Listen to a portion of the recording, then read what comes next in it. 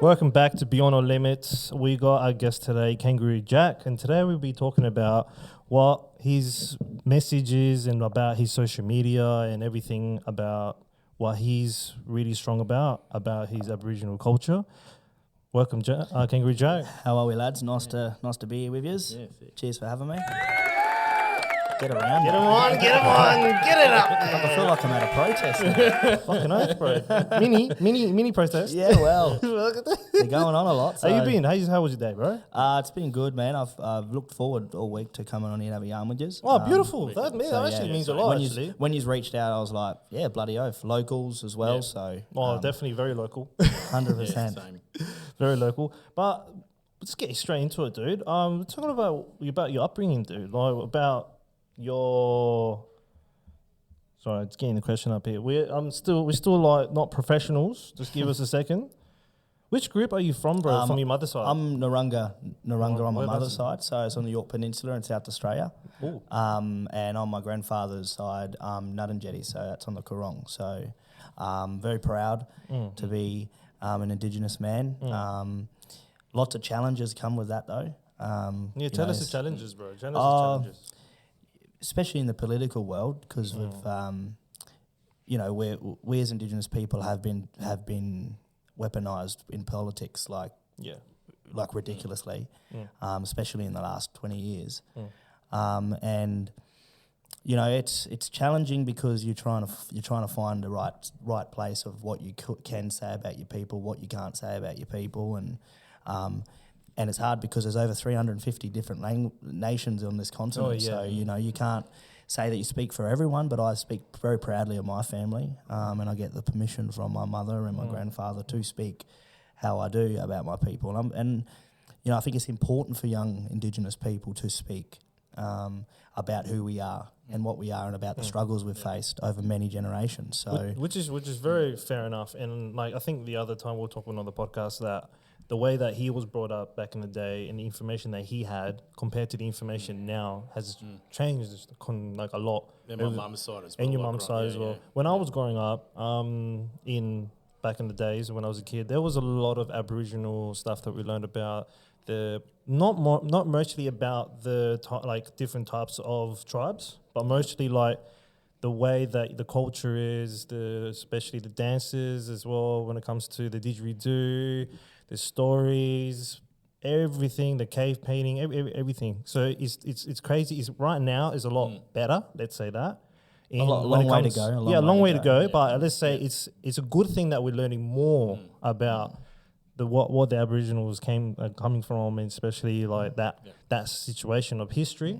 Which is I really like about it. It's something to be. It's when you say learning about Indigenous culture, it's not so much about learning the ins and outs about our culture and about who we are. It's about acknowledging it and being proud about it as a nation. Because I think in Australia today, it seems like the country's so scared to dive in on that, and people are scared of it, and that's why we see some very bad rhetoric and some bad stuff being said about Indigenous people across all sectors, but sports especially. It's something Australians should be. It's something that we should embed in our identity about Indigenous people. Because if we don't do that, we're in a bit of trouble. Well, what do you mean by like scared? Scared in what way? Like scared to touch the topic, or scared to talk about the situation of it? Yeah, when you raise a question to individuals about Indigenous people, I think a lot of Australians, it comes with a little bit of guilt, and when I mean guilt, I mean it's confronting to talk about Indigenous issues because a lot of the truth is starting to come out about what Australia was founded on and what took place for us to be here today to be able to conduct ourselves in this manner. And a lot of Australians are probably scared of that. And we're seeing that with the political realm now. It's not about being scared about learning about Indigenous people and what Indigenous people went through. It's about just embracing it as well and learning about what went wrong, what we can do better. And it's not about being embarrassed or ashamed of it or saying sorry. It's nothing to do about it. It's Australia's identity, true identity. 230 years of British occupation is not the true story of this land. There's thousands of years of stories, and we've got to embrace that. Otherwise, we're not going to have a country. So you're pretty much saying that you want Australia, like you got Australia, and then with Australia, you got to have that what they've done. It It's is. pretty much- it's It pretty is much there. Australia. It is Australia. Yeah. So, you know, I think we focus too much on, and it's an identity thing as a nation. It's not so much we focus on the British side or colonisation. It's everyone together. Like, we have a shared story here that we need to embrace, and in that, it's going to be challenging. It's gonna be probably one of the biggest challenging things in the country's history, because Indigenous people, we're not shy to say the way we feel, because we feel that pain of our ancestors, and I feel it from my grandfather, my grandmother, who, you know, were taken from their families and their culture, from policies from the South Australian government. And I can't forget that. You know, I can't blame anyone alive today, but I can never forget it, and it hurts me thinking about it. And, you know, today we meet is the anniversary of when Kevin Rudd said sorry to the stolen generations. And I look back at that, and, you know, when I think about the stolen generations, I think of my grandfather and my grandmother. And, you know, as a grandson, you know, something, you know, my grandfather had his culture ripped away from him, and, you know, I can't forgive the country for that. But I can find a way to try and heal and move forward with my non-Indigenous people, with our non-Indigenous Australians. Yeah. Which is what you said there is very, very healthy to say, because like you said, like, yeah, they stripped everything away, they did what they did, but you're finding a healthy route to move forward. Trying my best, Which is good, because there are some people that like they can't get over it. Yeah. You know, it's not just about the roots, but I'm just saying, like, if people have a bad history or bad like trauma or anything, hard to move forward healthy. But what you're saying is actually really, really, really healthy and really good, positive. Honestly, the major impact in it is, and it's hard to accept, is when you, because this isn't like 100 years ago. This is only in the 60s and 50s when Aboriginal children were ripped away from their families. Can't get that. I can't get that over my brain. Hey, it's like it's not long ago, 50, 60 years. You're like, you're honestly, you know, a person like me, I'm like, wasn't that like ages ago? But that's not. It was, and when you fucking that long ago. Yeah, and when you hear of, like, you know, when I talk to my papa and I yarn with him and that, and when he tells me that, like, you're playing football and a car rocks up and comes out and takes you off the footy field and takes you away from your parents, it's, how do you comprehend that, being his grandson? And, you know, the Australian rhetoric now is, not all Australians, but get over it. Move on. It happened in the past. There's now literally two groups. So the Yeah, group there's that feels super guilty and doesn't know what to say about it, or the other one that's that rough about it, going, get over it, like it's time. It's just not. It's just not. It's not Where do ethical. you see it? I honestly think those people say get over it are the ones that like kind of maybe not trying to say a bad thing. They're probably like, oh, here we go again. Here we go again. Came from the ones that endorsed it. Yeah, like here we go Right. again. Yeah, Like, I'm hearing this again, Yeah. and then like get over it. It's like I understand where you're coming from actually a lot, because it is hard. Like if you think about it, 60 years ago, and then you're born in this in this time, you're like, bro, that wasn't long ago, dude. That's like the same age as like my mum. Culture was lost. Know what I mean? You know, like culture was stolen and lost. Thousands of years of culture has gone missing because of colonization. And people talk about colonization, oh, it's here we go again, oh, it's too much. It's not about being too much. We've got to teach the people in this country, especially our young people and our new immigrants that come here for a better life, about Australia's true history. Not this camouflaged, put to the side, oh, everything's all roses and you know, peaches and cream. Yep. It doesn't work like that. We actually have to tell the story in full, and it's going to be hard. It's I can't express that enough. It is going to be hard, and having the politicians involved in that in that storytelling is only going to make it worse, because they're full of shit as well. So Yeah. Which is fair enough. I've got a question for you. When did you first understand a connection to your Indigenous roots? When I come out of my mother.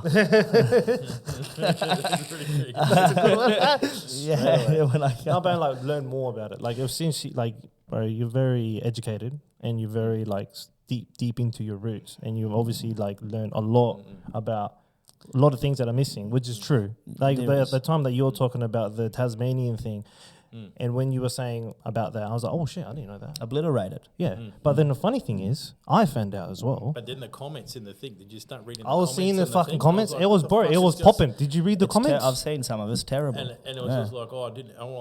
They're like, oh well, it happened. It's like, well, Some bro, people don't know that's about fucked that. up, I man. didn't know. Yeah, Yeah, a lot of Australians don't know about what happened to the Indigenous people in Tasmania. It's pretty fucked up. Continue. Complete obliteration. It was complete genocide, and no one wants to massacres, genocide, and to be honest with you, not only in Tasmania, there's hundreds of massacres that have happened across this continent and in South Australia as well. Nobody talks about it, and it's like, and it's very sad. But with what happened in Bondi, the place in Bondi, there's massacres that also took place there before white people come on this continent. So.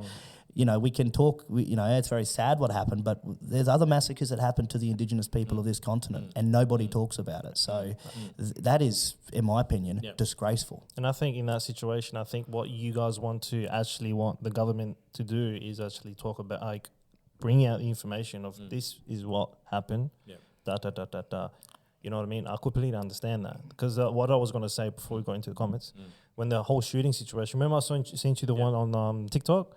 I found out the same situation happened to, I know it's got nothing to do with it, but like in South America, in the south side of Chile, same shit happened. Like there was this indigenous tribe, they're like covered all red. Same situations happened. I didn't know that. So I think when it comes to information about indigenous tribe, I'm now going back to Australia, I think a lot of people need to be more educated and actually realize that what happened before, not long ago, people need to be more educated and realize that maybe there should be a time and day to actually learn more about what's happened to the indigenous people and more like educate themselves more. And it's not a guilt. It's not a guilt thing either. Like Australians need to get this idea out of their head. Just because you're learning about Indigenous history and learning about what happened to your Indigenous people, that you feel guilty and you have to say sorry. No. You as a proud Australian should want to learn about this. This is your country. If you love this country, learn about your First Peoples. Take it in your stride. And I think it's important for everybody to also learn about the convicts as well, about how they came here and they were forced here, taken away from their home country, from their families, sent here on boats. I like the way you think. It's all well and good learning about Indigenous history, but a part of the Indigenous history and colonisation is convict history and settler history, and we have to learn it in full. And don't be afraid to learn it either, because if you're afraid, we're not going to move anywhere. We're going to be fucking stayed where we are, talking shit every day. No, yeah, I like the way you actually think. It's pretty much everything. Talk about everything that's like, talk about from the beginning to the get-go until lay it out on the table. Lay it out on the table. Let's throw it on the table, boys. Come on. Yeah. But like at the same time, man, like I really understand what you're talking about and where you're coming from, bro, because I can tell that you have really like your heart's really big on it. For Australia, my heart's for Australia. My heart's for our country. And being Indigenous is one part, but being loyal to my country is bigger than anything you could ever imagine. Yeah, I can So imagine. we talk about our history and all that, but we need to talk about how we can make our country better. Oh yeah, 100%. It's not about, I couldn't give a shit about any other country, to be fair. I couldn't give a rat's ass about what's going on in any other country. I care about you. I care about you. I care about everybody else in our country that lives on our great continent. So But then we're told to feel bad for thinking like that. Yeah. It just like... Isn't that crazy? And then the spin cycle just keeps happening. You're like, well, such a terrible person for talking about Australia. Yeah. Like, where do we stand, bro? It's like, where do we stand? Like, are we here? Are we in the right? Are we left? In the middle? I don't know where to go. Yeah. You know what I mean? And then like, at the same time, it's like, I love the way that you're preaching about this whole situation and the whole like Indigenous and learning, but you're not doing it just for your Indigenous heritage, but you're talking about like in general, people gotta learn. We all gotta come together. Reality of it is happen. Learn The country. the country itself, and I love it actually. I really, really do. But I want to ask you, bro. Your TikTok account, what happened? Because I was gonna message you, and then I'm like, damn, what's going on here? He's going, I don't know what happened. Yeah, I don't know. Things been pulled. I was like, shit. So look, I've a couple of my accounts have been just completely removed. Now, I know TikTok has all these different rules. You can't say this, you can't say that, or you offend this person and all that. But I noticed when I started to talk about pro-Palestine and Muslims and stuff like that, and I started to talk about the way I feel about it in my country, on my country, I may add. I started to get a lot of videos removed, this, that, and the other, and then randomly I came on and it said your account has been permanently removed. Shit. No warning at all. No, there was no. Usually you get warnings, but no warning. It was just removed. So I guess people can take it how they want, but it has to be a form of silence. I don't know what TikTok Australia, what they're up to, who knows what they're up to, but I think they need to change their situation. People are entitled to voice the way they want to talk. Well, clearly we don't have freedom of speech.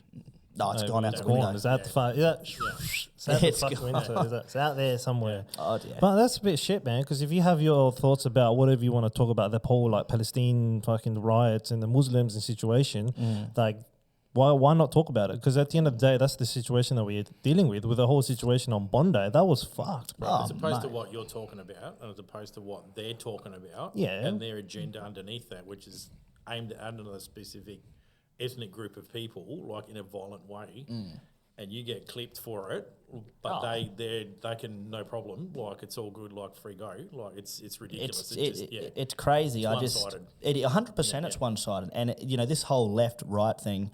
The far right are crazy individuals, and the far left have lost the plot. So, we're in the middle. I'm just stuck in the middle having a pint of beer, so I don't really care too much about what's going on. I think all three of us were like, fuck, what's going on here? You want a beer? And I went to, you know what's funny about that? I went to a One Nation barbecue just recently, and I've copped a lot of backlash. I'm now the Jacinta Price and all this sort of thing. But I went there out of my own back. I went there I saw the advertisement. I went there because I wanted to talk with people who I disagree with politically. And I want to yarn with them, and I want to see what they feel. And I went there, and it was such a good environment. It was so good. No one was racist. No one talked down to me. No one came up to me and attacked me or anything. I had a conversation like this with obviously beer available, which was great. We'll bring the beers, bro. Yeah, and I had a conversation, and I didn't agree with a couple of them, but we sat there for about for a fucking 2-3 hours having a chat about our country and about where we're going and certain challenges we face. And that's the problem with this left-right thing. Don't feel like you can't just talk to someone just because they're on the left or they're the right. Break that barrier, man. Get over there and fucking talk to your fellow Aussie. That would have done something to those members there for sure. Yeah, I had a good conversation with them. Small things, little things grow. Like, they would have gone away and gone, fucking, hang on a minute. Like, that would have made them stop and think about something like, hang on, am I kind of on the right team here? Am I thinking differently? Was I told the wrong thing? Like, because I'm actually meeting, who would have actually met an Indigenous person there, really? Well, there was actually a couple of other Indigenous people there, funnily enough. Yeah. So it's interesting. And it's like, when I was speaking to a fellow there, he was about 60 years old or 65, whatever he said, and we had 5-6 beers. He started off not agreeing with almost everything I say. But as I got on to speak with him, he come to the conclusion that, the country does need to listen to Indigenous people more because of the direction we're heading in right now, selling the whole fucking country off. Especially he's off to like who trying to ease people and people that randomly come from other parts of the world. Bro, when I heard about that, man, that really pissed me the fuck off. Oh yeah, come over. What sort of plan do you want? So, bro, how I found out and how they do it fucking really pissed me off, bro. Yeah. It's like, they send their sons on student loans. Yeah, and then they send their sons heaps of money, like a lot of money. Yeah. And then they go off looking for houses, tell the fucking parents goes pays for it online. And then that's how they get houses. And I was like, what the fuck? It's foreign ownership. It should never be allowed. Bro? It should be citizen only. Yeah. Citizen only. If you're a citizen, you should buy a house. Foreign ownership is full of shit. It's completely, it's gone out of control. The idea that you can live in fucking Vanuatu and you can own a property in Australia and live over there and not know fuck all about this country is insanity. And you don't need to be a left or a righty to understand that. Whoever come up with that agreement and signed off on that, where cunts can just come over and buy anything, is a psycho. It's treasonous, really. Like it's really done treason. Like if it was done in the olden days, you would have been cooked for treason. But the thing is that's happening everywhere, everywhere it's around all the world. About the quick buck. There's cunts here from Australia go to like some part of I don't know. So let's say the Caribbeans are buying houses and shit. Yeah, you know what I mean? Americans going to Nigeria buying houses, and you got those cunts that are like I can't afford a house. How can Aussies not like? I'm sorry to say, but you look in some of the inner suburbs in every single state, and you have to call this out. It's not about being Aboriginal or not Aboriginal or whatever the fuck you identify as, that's full of shit as well. But all these inner suburbs, right? They're building new houses, and it seems like immigrants are just going into these houses, and Aussies are on the street. Black or white, doesn't matter what you are. Aboriginal and white people are on the street at record numbers, hundreds of thousands. And it seems that we're accommodating for immigrants like that. And we just have to do what we're told and just accept it. Or Penny Wong gives 50 grand. She's a real beauty. 50 million to the Taliban. I'm like, well, how about we give 50 million, keep it back here in the state, and start looking at who we give it to, like straight away, or start helping with housing rather than fucking sending it off to a group that doesn't have women's rights. Not only the Taliban, but we send hundreds of $1 million to a lot of countries for foreign aid, and it's like we send $100 million to the fucking Papua New Guinea for their NRL team or whatever, and who gives a shit about NRL? Bro, I was gonna exactly bring that one up. I was like when they sent that money to fucking down there, and I was like, are you fucking stupid? What, bro? That's fucking a lot of money for what? For a stadium? Fuck the stadium, bro. People here that don't have the money to fucking spend on housing or getting people through college to then teach how to build. We can't find the money, or we don't know, or they start sending off defence sites. You know what? Since you bring that up, but I think there's a court hearing or something about how much money they spent. They spent more money on beer than they do with electricity. They're like, how much did they got? I think I do personally. Some guy was like, how much did you spend? How much do you spend on alcohol? Or 2-point-something million. And then electricity, it was like 1 point something. And he's like, how the fuck does that work? So where's all the tax money going? They're like, is that the fuck? What's going on? Recently, the Greens have been cooked for, I think it's like $2 million for a conference room like this. 45,000 on custom carpet they spent. What the fuck's a carpet made out of gold? Crazy. That lectures everyone about like the environment and fucking like all this shit, and then just turns around and they're cooks for that. Bro, it's insane. The Greens have gone crazy. Yeah. They're controlling Labor in the Senate now. They're pushing through legislation like secret little meetings like this. The Greens have.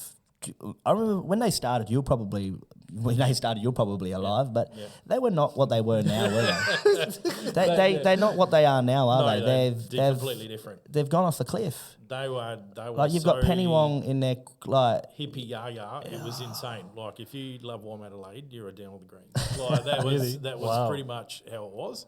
And then slowly they just kind of went real corporate. And lecturing everyone about the environment. You're bad because you do mining. Or they dress up really well, very colourful. And I'm like, very, very colourful. Are they the ones who spent heaps of money going to fucking America just to not protest, to let the Americans know that we banned? Was that Pauline Hanson? No. Was it Pauline Hanson's group? Someone went to. So they went to America to talk about like, oh yeah, we banned you can't get social media until you're 16 or some shit. And they're spending like fucking heaps of money. Just to go to go to America, like 12 grand worth of lunch. I think $198,000 worth of fucking hotels and all these transportation. And on top of that, she's spending money for her family to fly over. And everyone's like, I work in Melbourne. Why can't I fly my family over? Who's that? Red Dog? I think so. I can't fucking remember. Red Dog, Pauline, yeah. I think it was Pauline. No. No, it wasn't Pauline Hanson. Was it? No, she was wearing a white suit. It was a white chick. It was a white chick. It was the Olympic as well. Something with the Olympic, they spent heaps of money for like dinner as well. I can't remember what political party, but I know who you're talking about. And just the smugness as you was answering it. I was just like, I can do it. Like, what's the problem? So the situation that we're dealing with, right, is that we have corruption here. And that's what I was saying in my other podcast. Everyone's like, oh yeah, it's corruption here. It's like, dude, corruption's here. But it's like, I'm just going to... It looks different. Cover that up. Cover that up. They won't know. They won't know. Oh no, we'll fucking know. And that's the issue that we have here.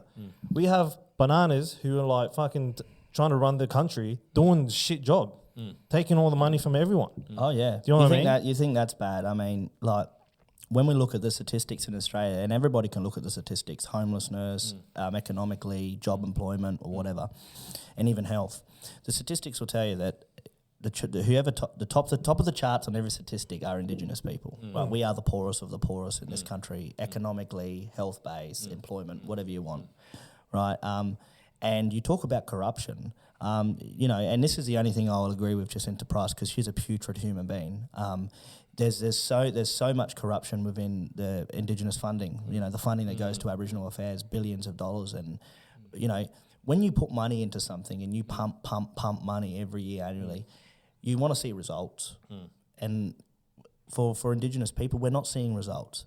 You know, what was it? 4 targets out of 17 was met in the Closing the Gap report at the end of 2024, I believe. And that needs to be questioned. Where's the money going?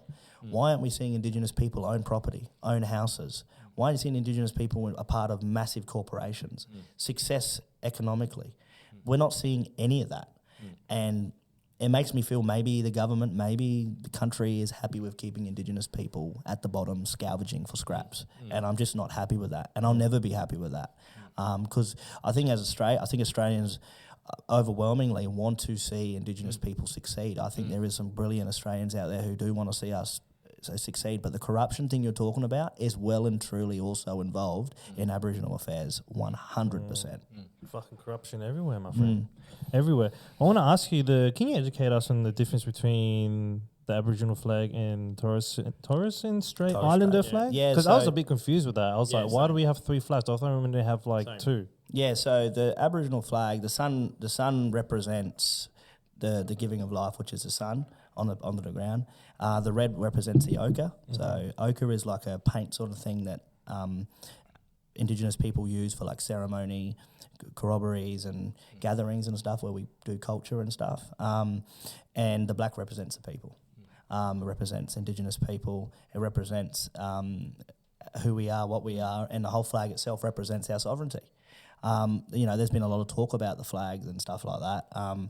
But the Aboriginal flag represents Indigenous people's struggle and our fight for existence in our country.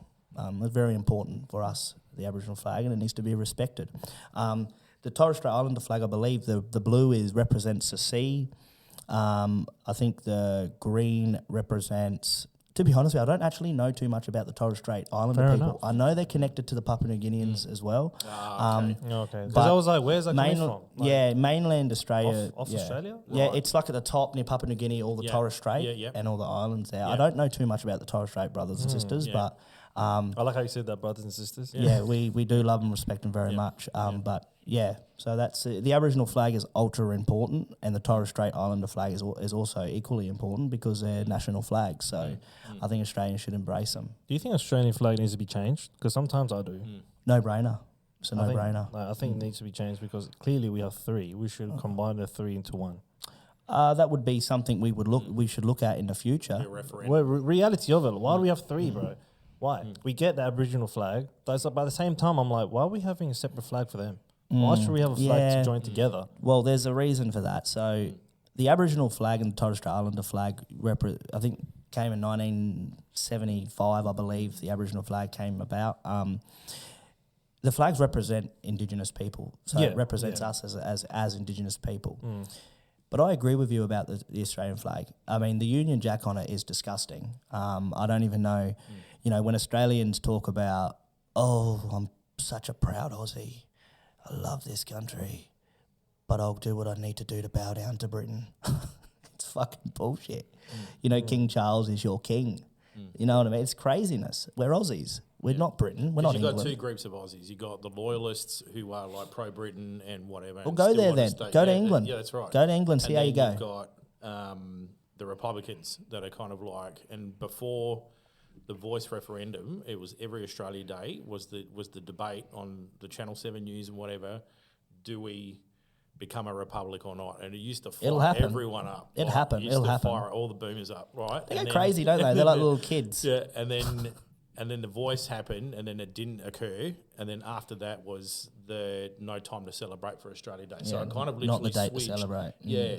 So I was kind of like, okay, do we have to bring back the Republican thing, and is it a realistic thing of like once the older boomer generation pass away and we're kind of like the 40-year-olds, right, like myself, then you'd probably find that the Republic will more happen then than it will now, because once the boomers kind of go and it's us, like, so the 79ers and onwards, like, we will kind of go, yeah, okay, so we don't really have that connection to England as much as, like I said, Why are Australians so... I sit there as an Indigenous person, I think about this. Why are Australians so hooked on keeping the British involved in Australia? Like, I don't. In what way? Like politics or like when it comes to like political culture? and culture. Like, so we talk about that Aussie larrikin style, that laid back, chilled environment, you know, that sort of Aussie style. Why do we still have a Governor General that represents the United Kingdom and the Crown? Why do we have the Union Jack? Why are we still involved in having Britain involved? We're not Britain. I mean, we smash them at everything we play them in. Cricket, we Britain destroyed never them. came to our aid at all. No, Like, they're Britain never useless. came to our They aid. are known to be useless, the British. So it's We're pretty much Puerto Rico. It's like Yeah, America yeah, with Puerto yeah, Rico. yeah. This is pretty much like that. Puerto Rico is part of like America, and then they're like exactly like, well, we need help. Yeah. Yeah. Oh, we need electricity's down. We need some. Yeah. it's like a joint agreement. It's pretty much like, oh yeah, but when you're the American citizen, but they're not looked as American citizen. We're pretty much the Puerto Rico of fucking United Kingdom. But that idea, though, that Australia, you know, with the involvement with the Crown, and you know, we have a guy who's the king and he lives in England and he's like the king and everyone should bow down to him. I wouldn't bow down to him, tell him to go fuck himself. But the thing is, this idea that we have a king over there, that's not Aussie style. That's not who we are as Australians. We're our own people. We should have our own identity and go, you know what? What's happened in the past, we'll never forget, but we need to take those steps forward. And a part of that has to be removing the Union Jack, has to be removing the colonisation representation. Because if Australians are so adamant, move on, get over it, it happened in the past, well then you need to move on as well. You know, you tell Aboriginal people that we need to move on. Why are you still running around with that hanky flag all over yourself? Move on from colonisation. Move on from Anzac Day then. If you're going to tell us to move on from the atrocities that you've done to our people, well, then you do the same thing. We'll tell you to move on. We'll do it together. How about that? See, no one will accept that, will they? It's only one side. Yep. So who's going to... How do we make concessions here? Someone's got to give in, and you can't give in. One side can't just give in. We've got to be sit at the same table and do what's best for the country. Yep. And it's ultimately where it's at. Interesting. When you kind of say about the being republic, so you're trying to say that Australia should be just not part of the Commonwealth or anything like that? Well, it's an interesting one because because if we're not part of the Commonwealth, that means we don't have like those benefits, and then we'll be struggling with, you know what I mean? Because when it comes to like hospital, like we'll have to pay out of our own pockets. Well, we're the most richest country with rare minerals, so we shouldn't be relying on any country. Hopefully those fucking idiots, hope you're listening, they will fucking actually tax their resources instead of taxing us. Because when I found that out, bro, we'll be the richest country in the fucking world. We would be. All the mining when companies... When I found that out, dude, that really pissed me off. So like, well, everyone's working hard and getting taxed thousands and thousands of dollars. Ridiculous. And then you're not taxing these guys. Well, you could just be like Dubai. Dubai taxes, they tax their resources instead of taxing their people. The mining companies should be federalised. I believe the government should own the mining companies so the people benefit off of it. Yeah. The inflation at the moment is diabolical. And if we start taxing the real rich and the cunts that want to buy into Australia and come over here and treat us like scumbags, right, and buy everything and anything, we should be taxing the mining companies, pumping money into initiatives like supporting middle-class families, get the people up from the bottom, because you can't. It's not going to go from the top to the bottom. It doesn't work like that. And all these multi-millionaires in Canberra who are useless, right, a whole lot of them, including the Indigenous ones, they're all losers. Tax the mining companies, start pumping the money into the people, and our lives should be better. We shouldn't be living the way we are as a people. We should not be thinking about, you know what, I can't get into the rental market because some cunt from Indonesia's come over and brought it. Like, it's diabolical. You're right. In that situation, you're 100% right. Because like I found out, maybe I think Alaska, that they pump oil and all of that, but they actually pay back to the people. Like, so everyone around Australia, they're taking all the minerals and stuff. That money actually goes back to the people. That's what I found out. Pauline's not going to save nothing either, by the way. She, you know, if Aussie... What's her goal? One nation, like what? We all uniting, or is it just only for white people? The fact that she could be the prime minister, and I'm like, that can't happen because she has to resign her position and then re-go and then do it all over again to get voted in. Only Barnaby probably can become PM for one nation because I actually don't mind Barnaby. To be fair, I don't mind him as a character. What's her mission? She's trying to stay out of a nursing home. That's ultimately she's doing everything she can to make sure her. What? She's actively doing everything she can to make sure she doesn't be the Joe Biden of Australia, because she is really struggling. Bob Carter should retire as well. But Auntie Pauline, 100%. Poor red dog, she needs to figure out what she's doing. I honestly think that there should be an age limit for being in the whole Prime Minister and being in the House, because these people are fucking old. Oh, yeah. They're fucking old. Like, they're like 60, 70 and they're running the country. Who the fuck are you? Put someone who's like 30 to like 50 max. Who's like clear mind. Yeah, like why are Australians thinking that Pauline's going to save the day? Like, I think because we need. I think ever since the whole Bondi situation, and we found out that the police fucked up in the whole situation, and then she just came and she's like, "Oh, perfect moment. I'm going to be like, yeah, I'm going to make a change." And everyone's like, "Oh, we need someone like Trump." I think it's more than that though as well. I think it's more that I think a lot of Australians are exhausted with the two party romance between the Labor and the coalition and the Libs for the last decade or whatever, and a lot of Aussies are sick of that. But I will say though that Pauline's been in politics for 150,000 years. She's old as they come.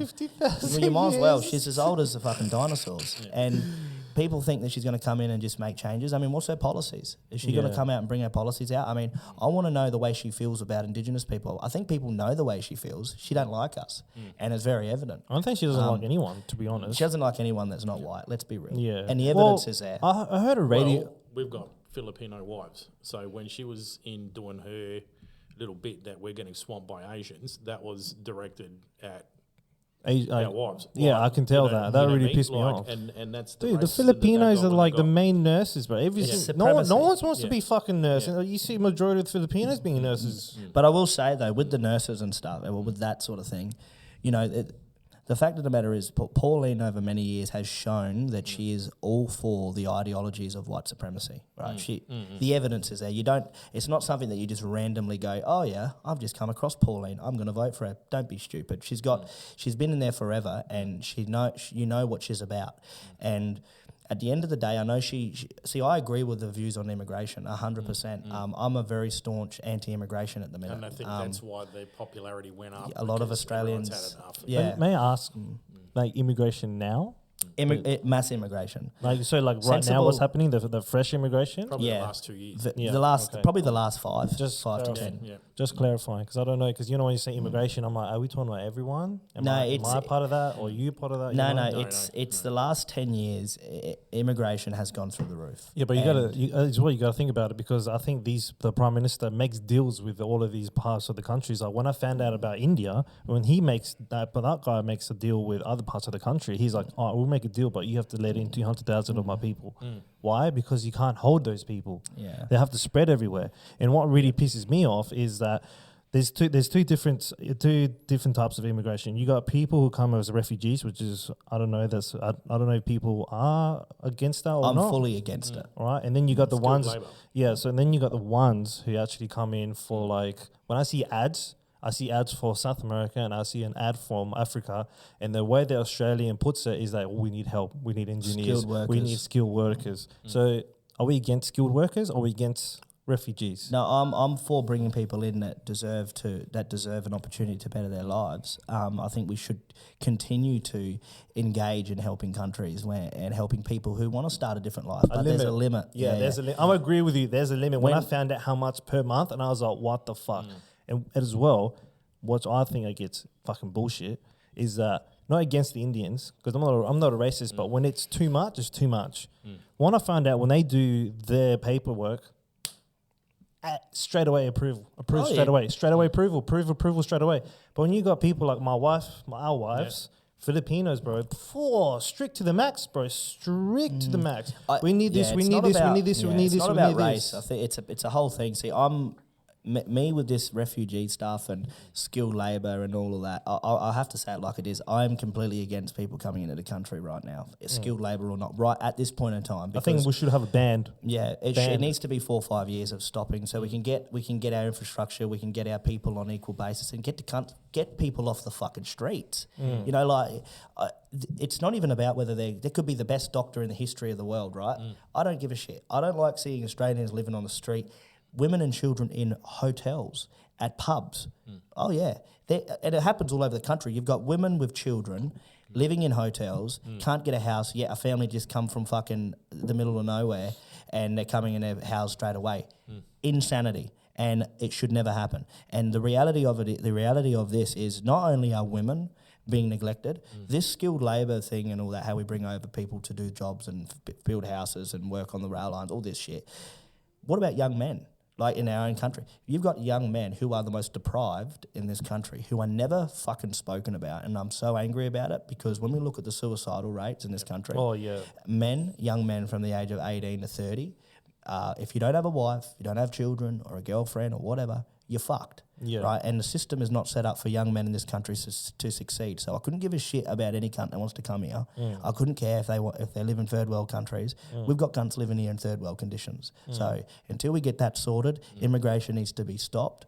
Turn the money into this country, pump the money into TAFE courses, give young men the opportunity to better themselves, get our people off the streets, and let's look after ourselves better. Look after our own backyard. We can't do anything for Palestine either. And we'll get onto that soon. Whenever you're ready, Because it's an interesting point. We'll get into that. All the political parties now that the election's coming up, like state election and federal and all that, and the main one now is we're going to stop immigration.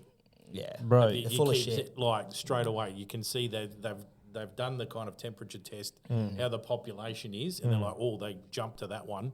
So straight away, the first thing they'll say is we're going to stop immigration.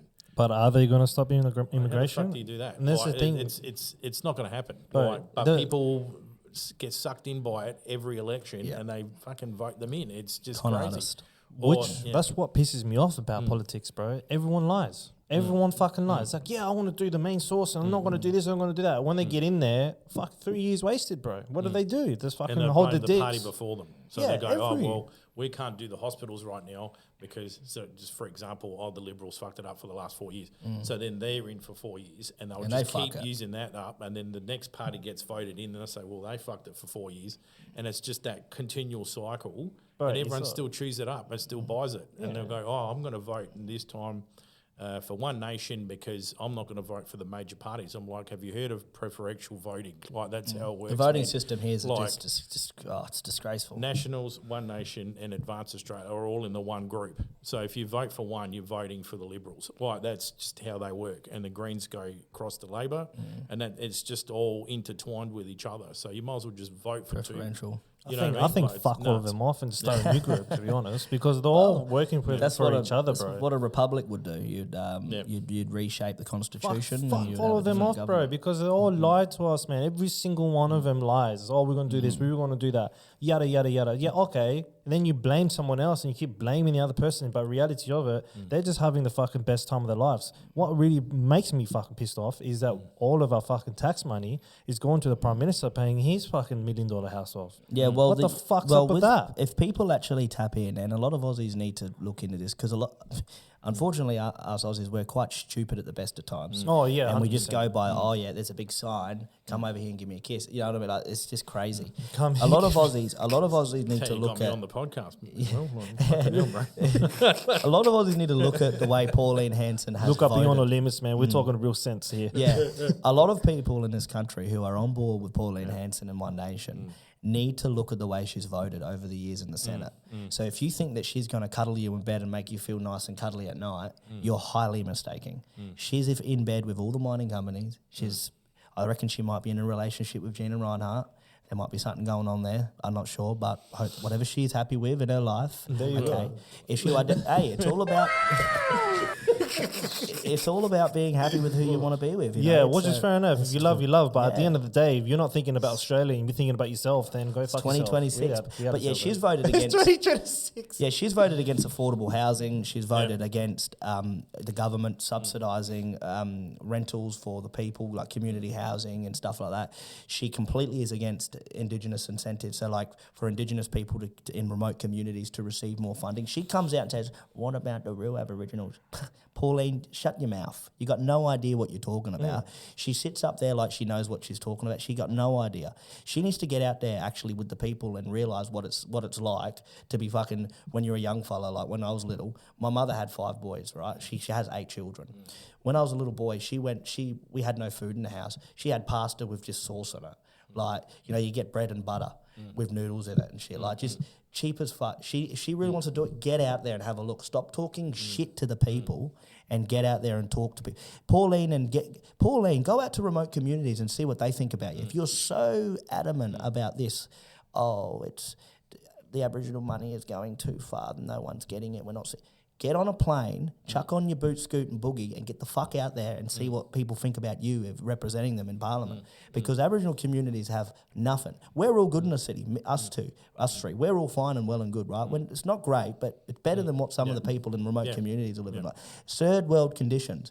And then, not even on Pauline, you've got these losers on the street protesting for foreign countries, right? These cunts all they really need special help.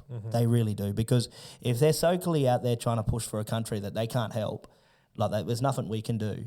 There's nothing we can do to help Palestine. Like, what are we going to do? I don't really understand the whole situation. Can you enlighten me? I don't really understand the whole situation of marching for... Look, I get it's sad that people are dying. I get that the situation of it's a genocide. It was genocide. Innocent women and children, family members going. Like, I get it. But what the fuck are we going to... What's protesting going to do? Reality of it, it's not going to do anything. You know what I mean? It's like when I have nothing against my wife's nationality, is that when the whole situation of one of the presidents went to jail and they're protesting here. And I was like, why are you guys protesting? There's no point. Like, you're not back in... If you're like in the Philippines, do it. If you're like somewhere else in the country that needs to be protested, do it, bro. But what's no point? What's the point of doing that? What is Australia going to do? Yeah, but so the idea about that is, with these people protesting for Palestine, it's a genocide. There's absolute no doubt about that, right? What Israel are doing. But I don't give a fuck anymore. You know why I don't care? Because the pro-Palestinian movement, who's that? Josh Lees, is it? That bloke that runs a pro-Palestinian movement? Josh Lees, he looks like a fucking... Ranger. He looks like he struggles a bit in life, but he's on a salary of $400,000 or whatever to push the pro-Palestinian movement.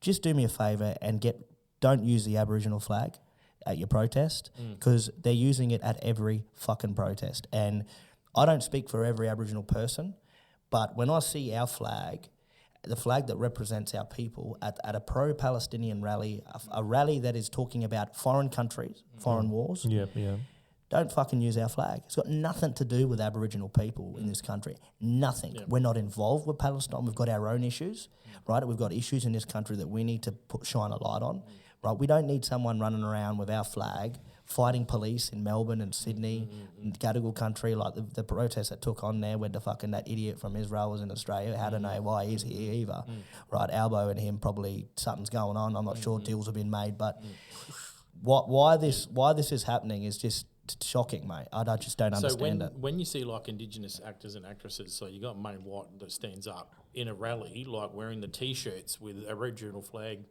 Palestinian flag, and some Arabic writing underneath. Like, and I don't even know if anyone in that crowd knew what the fuck. It's disrespectful as fuck. Yeah, anyone that does that's that. Probably either someone from an Indigenous background actually saying that and saying, drawing it together. That's even more problematic. Fucking oath. Yeah, they're adding us to that cause. What do Indigenous people... It's a genocide, right? Okay, everything else, okay, it's all well and good. It's a genocide. But what do Indigenous people in Australia have to do with Palestine? We have nothing to fucking gain or lose with you cunts running around with our flag. And I don't get it. I don't understand it. I feel sorry for the Palestinian people. Yeah, I agree. They're getting... It's a more superior military, Israel, and they're absolutely smashing them. But I can't do anything. Exactly. Okay? I can't wave around and cry in public and glue myself to the road like a fucking idiot, because half of these cunts running around in the streets, they're all uni students, white Anglo-Saxon uni students protesting for Palestine. They don't so know the Green where voters. to direct it. They're the Green voters. Yeah. There has to be. Because they're all on video. That's have to take a look. I do agree with you 100%, bro. Like 100%. Why can't they have the same passion? And I've said this a lot of the time. If they had all that passion and they directed it to Indigenous rights and issues, we wouldn't be in this situation. No, 100%. Well, exactly, correct. You're right. Like, just because... we seem to give a fuck about Muhammad, but not Exactly. Our blokes here. Yeah, because how does that fucking work? the media is like, you see something in the media, blah blah blah blah. Oh, okay, these people are getting these people are getting attacked and this and that. Yes, it's sad, but maybe the media is not showing the reality of what's happening here in Australia. That's the issue. And that's how fucked up the media is. The media is not showing anything the truth. And the funny thing is, bro, the reason why I'm bringing up the media, because when the whole situation happened in Bondi, no one knew like what the fuck happened, what's going on, shooting, what's happening. We think it's a terrorist attack again. I found out more information in Chile than I found out here. Within 5 hours, I knew more what happened, where they came from, how many guns they had. They had bombs. It was the police fault. Within that moment, as soon as I found out more in somewhere else than you do here. They hide a lot of fucking shit here, bro. It doesn't matter which way you look at it. The situation in Bondi, right, it was a complete failure of ASIO, which is a terrorist watch list, I think it is. Bro, they had them on their fucking hands for years, bro. And the concern here is, and you don't have to be racist. No one's racist talking about it, or Islamophobic or whatever they fucking try and say. We have people that live in Australia that don't love this country, right? No, I agree. They don't love this country. They don't commit to this country. They still love and respect the country that they ran away from, that they left, and they don't want to live in. If you come from fucking Afghanistan or wherever the hell you're in Middle East somewhere, and you come here and you live your life here, right, and you're benefiting off of this country, you're living a good life, and it's great to see you happy. But your country you left from, why are you still holding those ideologies? You get what I'm saying? If I said to you, look, brother, do you want to go back home? We'll let you go home. We'll get you a plane. We'll sort you out. We'll go out. We'll get in contact. You're not going to take that option. But why are you in Australia still pushing the ideologies of the country you left when you won't go back there and live, flying their flag, loving their country that they left? You're in Australia, and if you don't love this country and you don't respect this country and you don't want to learn about this country's history and respect the First Peoples, get the fuck out of my country. Get out. I mean, I don't want you here, and I can't be clearer than that. And it's not Islamophobic. It's not going against anybody. You come here to live and better your life. If you don't love it here, the door's there. Pack your shit, off you go. Yeah, like no, I agree with you. I think the immigration, like us, for example, we came, like our family came here and they came here and accepted Australian culture. They accepted the way of the living. They love Australia. Yep. You know, for example, my dad, he's from South America. We're all we're South Americans, but my dad always says, Australia, I love Australia. Australia is good. I have to put the accent on. Australia, because he's an immigrant. Australia, I love Australia. Australia is beautiful. I'm like, yeah, of course it is, because he's comparing to back home. You know what I mean? Like, back home is fucked. You know, we had a government who's called Pinochet that fucking killed people, bro, to the max. If you talk to if we all, like right now, we're having a conversation, we talk about the government. We post this, tomorrow we're gone, bro. Gone, hung up, hands chopped off, this and that. There was a singer who was singing a song of peace. Peace. That's what he wants. Gets his hands chopped off and gets hung up. He leaves there, comes here, sees how peaceful it is, accepts it, loves it, learns everything about Australia, Australian culture, this and that. That's the kind of immigrants that you want, right? That's the immigration that should be. But I agree with you. If you come here and you're still talking about back home, what's the point? How is someone racist talking against immigration? Like, on social media, Nat, I've spoken against immigration from when I first started on social media, and I've been against, was that, by the way? Probably 3 years. Okay, I've been against immigration forever, and because I've seen the transition our country's heading in. And when people started to see my views on immigration, the people on the left who supposedly support Aboriginal people, right? Yeah, they don't love me anymore. They hate me now. They think I'm terrible. They think I'm Pauline Hanson's kid or something. They think I'm voting for Pauline Hanson, and I would never vote for One Nation because they don't love my people. And anyone that doesn't love my people, I don't love them or want to talk to them or be involved with them. But I will have conversations with them about policies and about certain things that are affecting our country. But if they don't love my people, they're not getting my vote. It's just not happening. I think the situation of right now, and I was saying in the other podcast, is it's too sensitive, bro. It's too sensitive. Yeah. You shouldn't be saying that you're a racist. Or you should be saying that blah, blah, blah. They get straight away defensive. And before we start, I said to you, it's all about respect. You know, I respect you, what you say, you respect the way I think. Correct. Vice versa to everybody. Right now, we've got a lot of fucking Gen Zs that are like, you don't talk about that. Oh, no, you're a racist. Oh, you're whatever the word as Islamophobic or whatever. Like, or you don't like Muslims, yada, yada, yada. Well, don't bring your shit to our country. Like, I mean, I don't know how clear you have to be to people. Like, as an Indigenous man, this shit in Bondi, and bringing it up again, that's something that just come from another country. That fucking situation is from another country. It's religious. It's a religious shit, and it has nothing to do with Australia. And this goes on to say, if people are going to bring this radical stuff to our country, they have to go. If you're going to commit crimes here, and if you're going to fuck around, you have to go.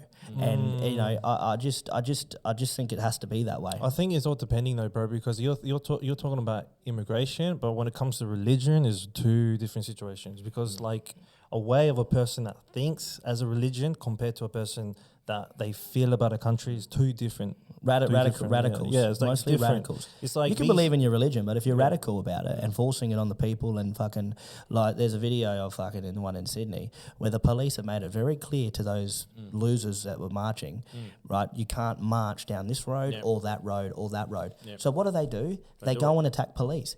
You know what I say to the police? If they're going to attack you and they're going to come at you like they were, do whatever's necessary to get rid of them. Because I'm sorry to say, you can't be doing that.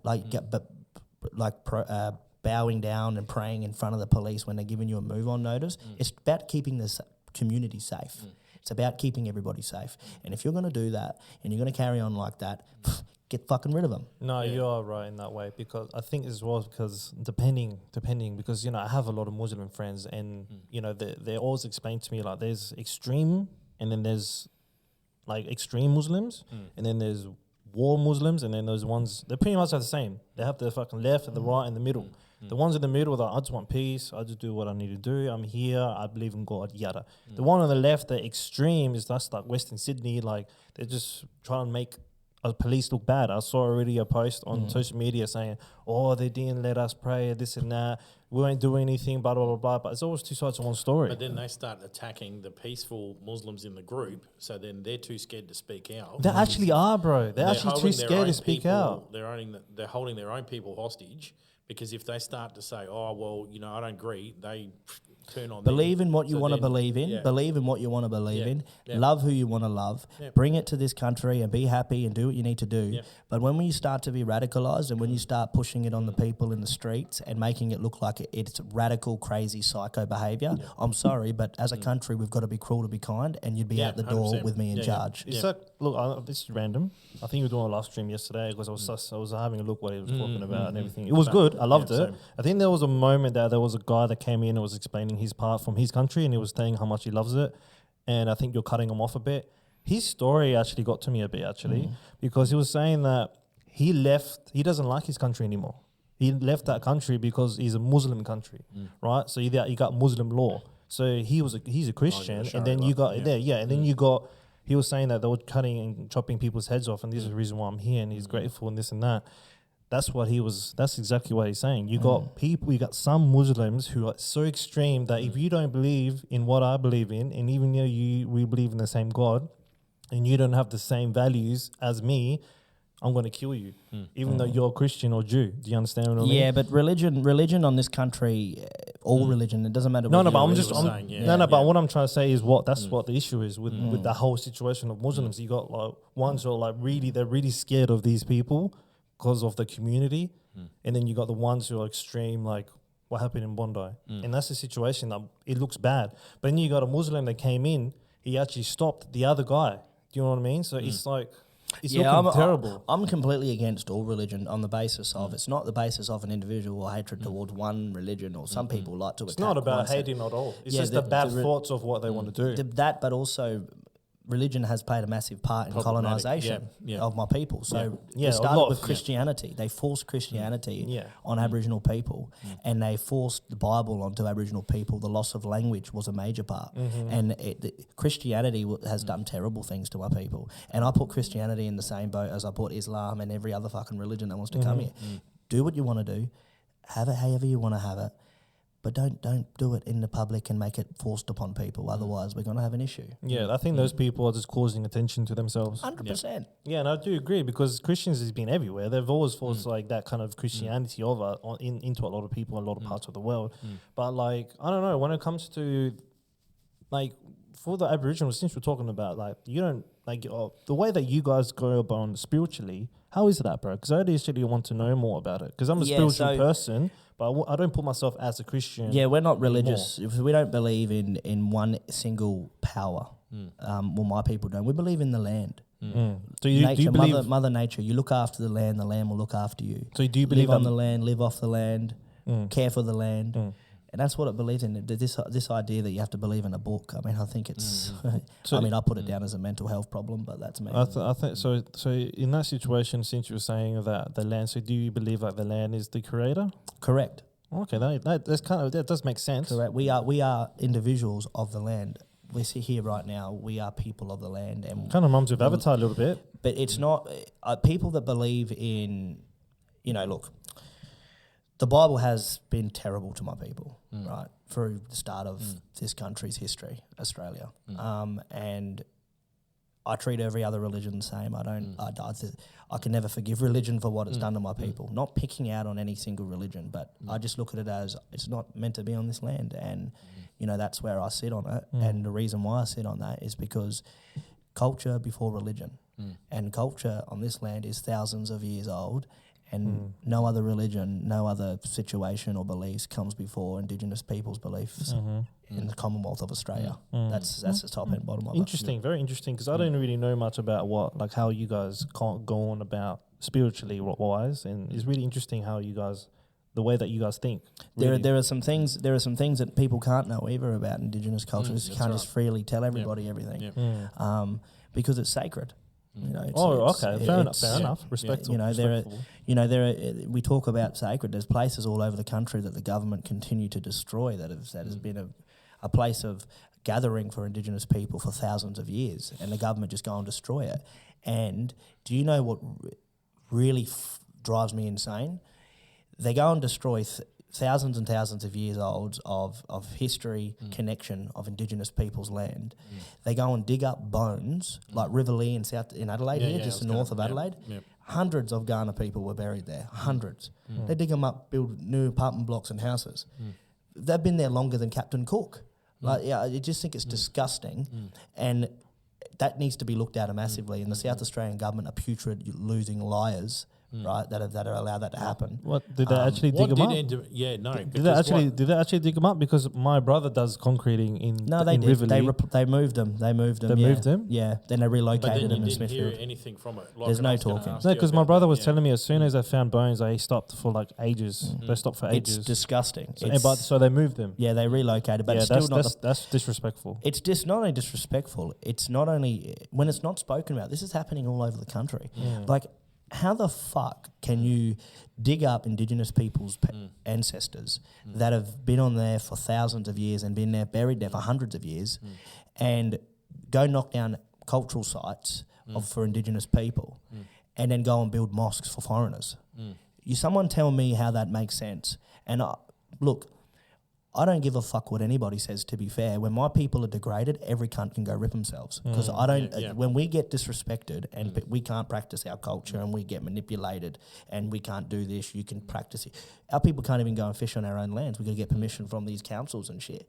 Like, it's disgusting and putrid how people can come and practice what they want to believe on our land, in our country, and they're still complaining on the streets. Fucking bullshit, mate. No, I do agree. I think there should be a time, like a respect. If you find any bones or any bodies has been there, you should just be like, we can't do any more there. There was the Casey Council in Victoria. They had their pond there, and so because they realised they did a vote on the population of how many people were there, they realised that there was a large Indian immigration section. So they changed the name to Guru. I think what was it? Forgot the name of it, but there was the founder of the Sikh religion. They changed the pond to it. Was that in Melbourne? Yeah, and I was like, the local council changed it to an Indian Punjab and I was or like, something. well, hang on a second. I posted a video about that actually. Disgraceful. Yeah. And Insanity. I was like, what's the deal with that shit? So it just shows you how bending to the needs of something is, instead of actually focusing on saying that they're focusing on Indigenous things, but not actually doing it. Like just almost it's a big lie. It's a big lip service. Like, that's what I'm saying, bro.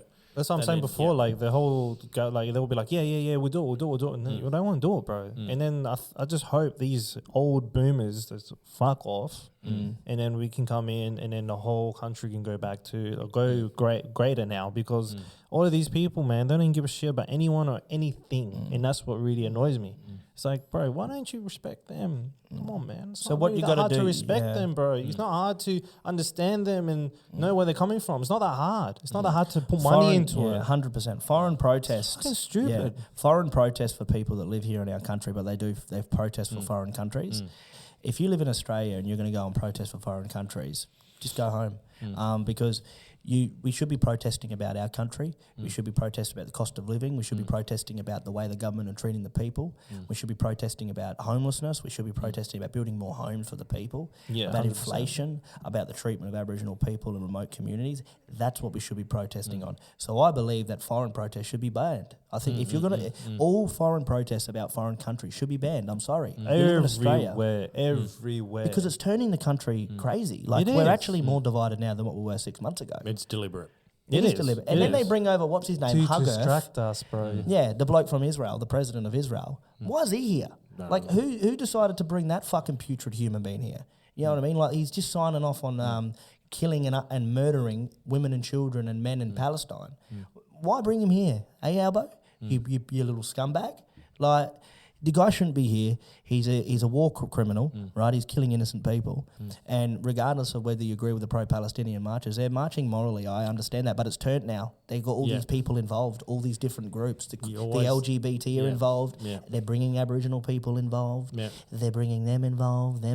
It's turning into a big political movement. And that it's not just about Palestine. None of them are Palestinian. They're all, they're all white. Yeah, man, it's fucking retarded, bro. That's what I don't understand. It's like, dude, look, what's going on here, man? Like, what are we doing? The thing is to cover his ass, because when this all happened, when it came out that he was at a pro-Palestinian march, like way back in the early 2000s, like with his thing. Seen that. He was quite proud in there, wasn't he? Yeah, and it was kind of like shit. So there was a bit of idiot. There was a bit of quick like thing. So when Bondi happened, there was a kind of a snap, like I can get myself back here, and pampered to the Jewish community in that straight away, like rightly so too, because of what happened, but like with the communities and the victims, but politically keeping that aside to it, it was like, I can take advantage of this situation.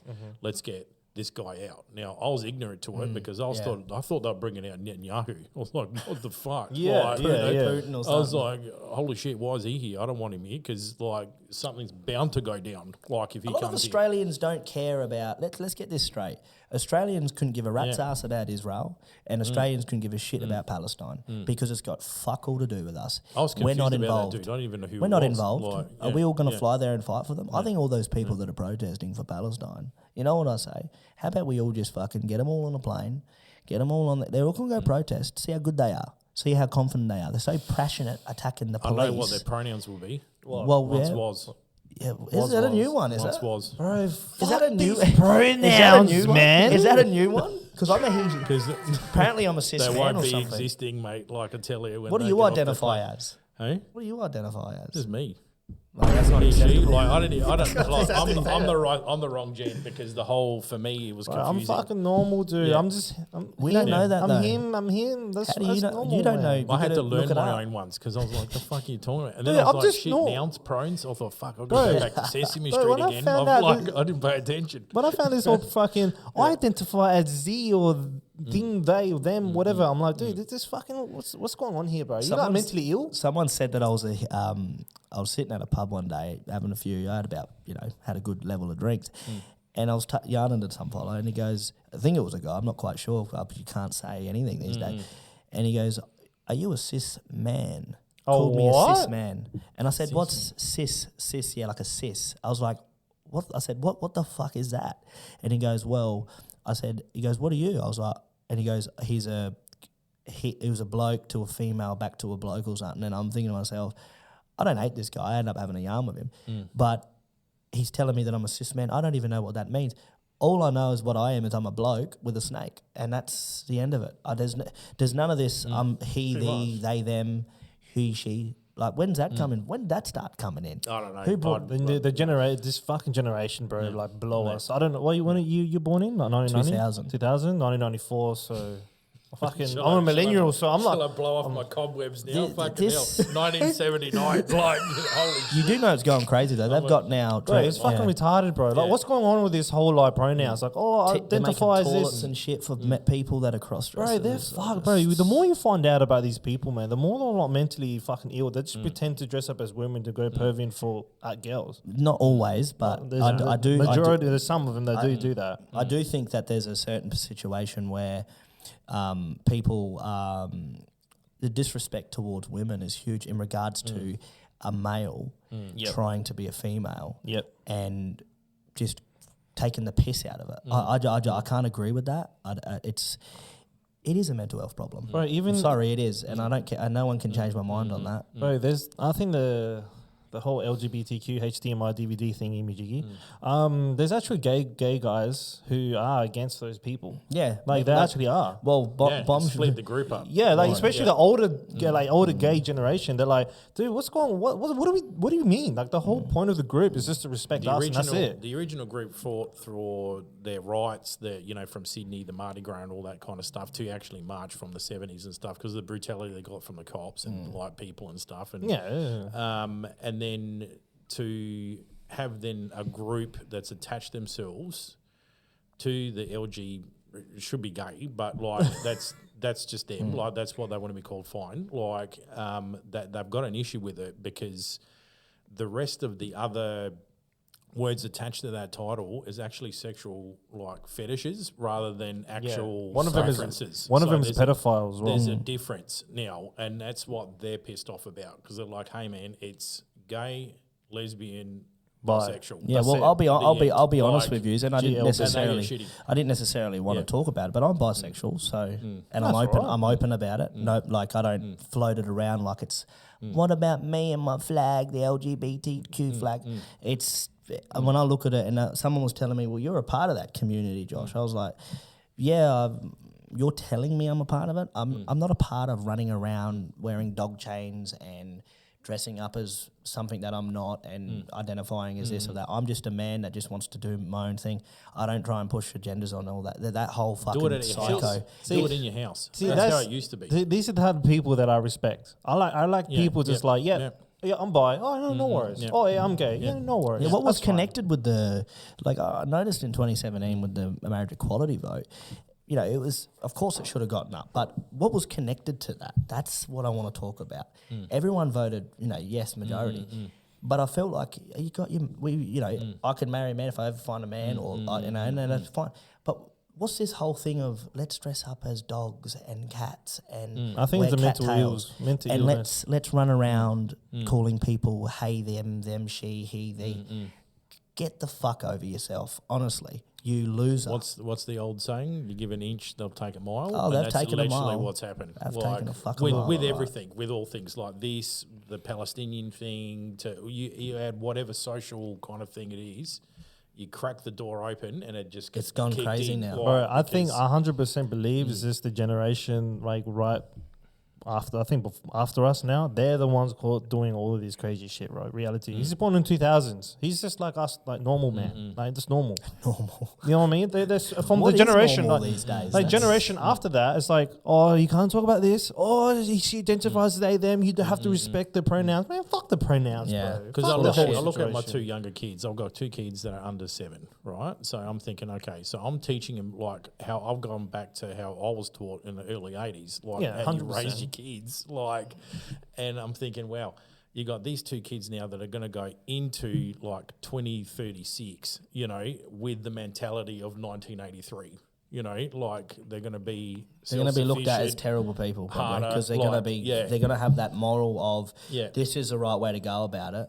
And then the generation that's coming in now, where it's okay to be a cat in class and it's okay. They're going to be parents. When I start hearing people like kids meow, I'm like, what the fuck? Oh, you're not going to believe this. I was in the city walking, right, in the city once before in Adelaide City at Rundle Mall, and there was a group of about 11 people, right, and. Wait. I was walking through and I couldn't believe what I was seeing. There was people lined up on the side and they had dog chains on with a leash. There was someone that was a cat. There was another lady down there going roof, roof, barking like a dog. Yeah, literally. And it said at the end of it, equal rights for all and this, that, gay, like, all these rainbow flags. And I'm thinking to myself, what the fuck is going on in Australia? But they already do, though, because the fact that if they have the freedom to get on a bus dressed like that, come down to the city, not get attacked, because if they were like in any other country, they would have been killed before they got to the city. You've got men dressing up as dogs. Yeah. That's not a kink. That's mental institution. Yeah, and then they turn up at, like, say, Rundle Mall to do that, and then they're going free right and equality. I'm like, dude, you just came here in one piece. No one fucking bugged you the whole time. Right. Like, everyone's kind of going, well, shit, okay, Literally. no worries. But that's what I don't get. Like, they're still jumping up and down, upset that they're not getting represented. I'm like, dude, can you not get the fact how safe you were fucking travelling here to do that stuff in Rundle Mall, right?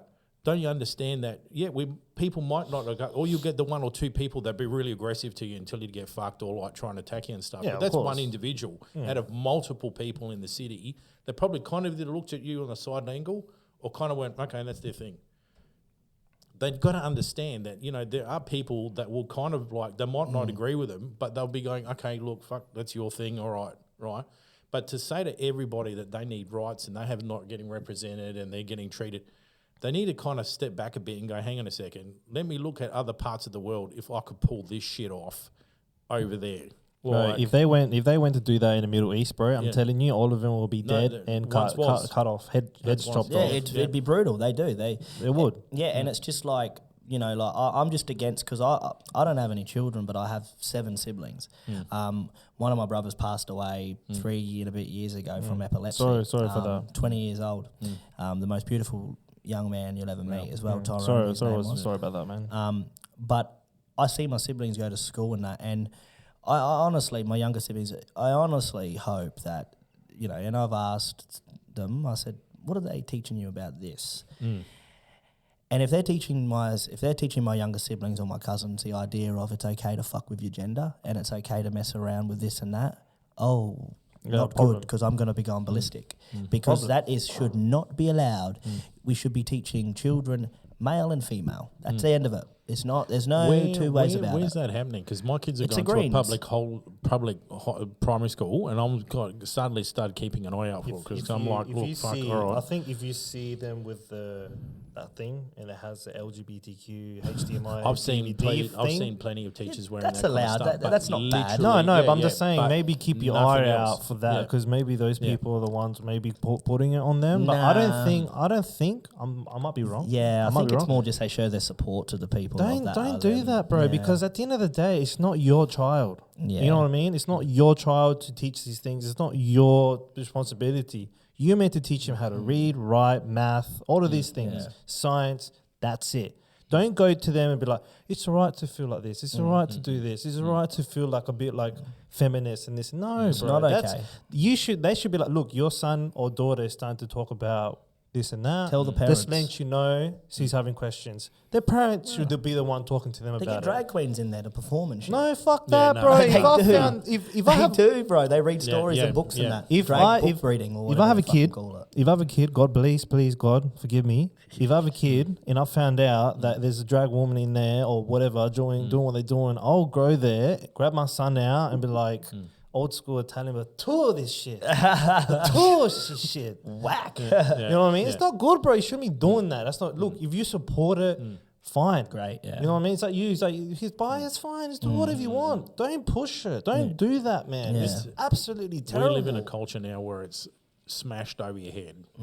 It's another sensitive topic as well. Your sexuality, it's something, it's always smashed on your head. It's been a tough journey, I tell you, for me individually, with my sexuality and that, because being involved in football, playing a lot of senior football growing up and, you know, just football life, you know, you do accept yourself. You have to take a few bumps along the road.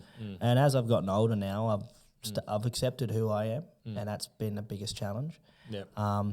But it's kind of embarrassing to see the road the LGBTQIATMTITHE fucking community, whatever they fucking call it, has gone down, because they're making people like myself who does proudly identifies by it, makes people like me like, oh, he's a weird, like, you know, just grow the fuck up, be what you are, and just stay and do it in your house. If you want to dress up as a mutt, as a dog, do it in your house. If you want to do a cat thing, you want to take pisses in cat litters and play with, you know, dog food or whatever the fuck you're doing, do it in your house. Don't do it out. Don't bring it out. Dog food, man. Oh, they're all doing it. They're all doing it. They're all involved. I mean, we could But it be a was part done of in it. your house. No one knew about it.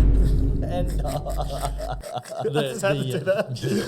I fucking nearly died under the table. I thought, shit, someone's shooting at me through the fucking Hey, drive by. We've got to drive by. literally. But no, it's fucking, I don't understand, bro. And then the grip is like, you can't talk about it. You got to be careful. You can't talk about Can't it. say this. You can't Don't say that this. to You me. can't say that. It's like, yeah. So Homophobic. you know what? Homophobic. You know what I don't like about this whole group is that you have to respect them, but they don't really respect us, and that's what really pisses me off. Look, like I said before, I don't care if you're gay or this and that. Whatever you want to be, that's fine, right?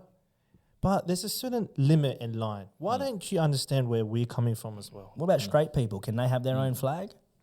Can Like, we protest and being straight? About straight, yeah. Like, But I agree with you. What does Yeah, a we straight feel- flag look like? Or be like a Hey, dick? that's actually, Let's be this. get a straight flag involved. But And then we could all just like go and mark. Where's the? I want a bisexual. I reckon there might be a bisexual flag. I might get. No, I there might- is. Yeah. is there? Yeah. Oh yeah, there's probably another 20,000 flags that represent every other gender. Why don't we have flags that represent Because you know there's 150 gender? genders. You know that, right?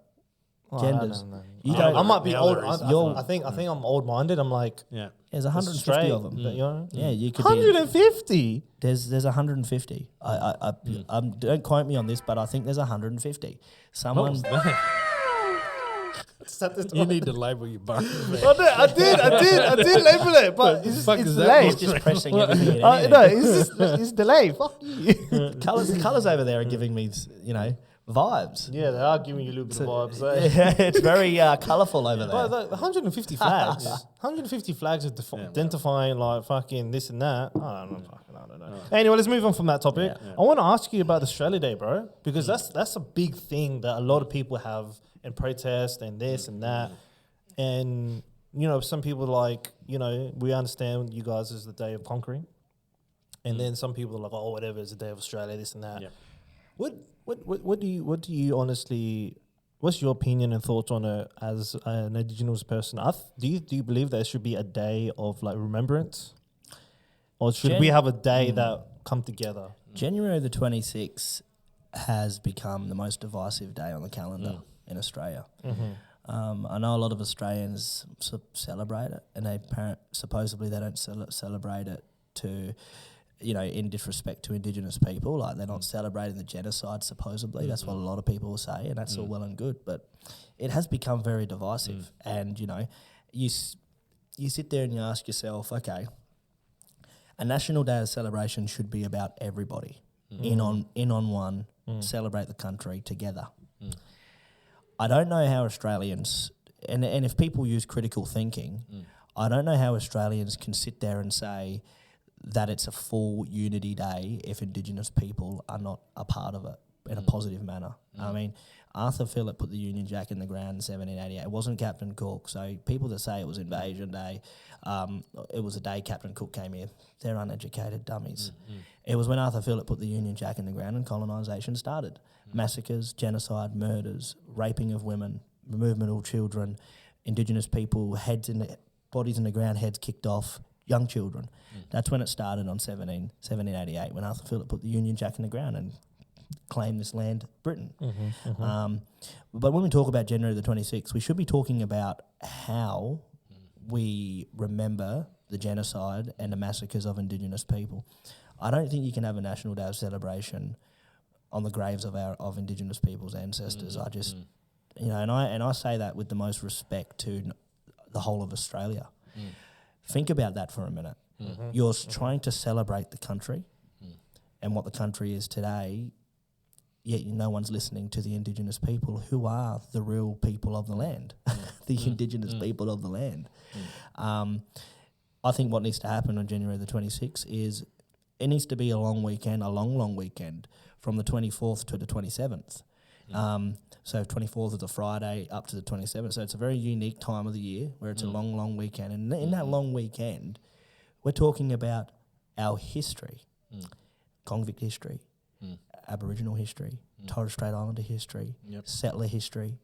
And in that week, January the 26th, is a day we remember and acknowledge Indigenous people's death to the British, colonisation, massacres, genocides.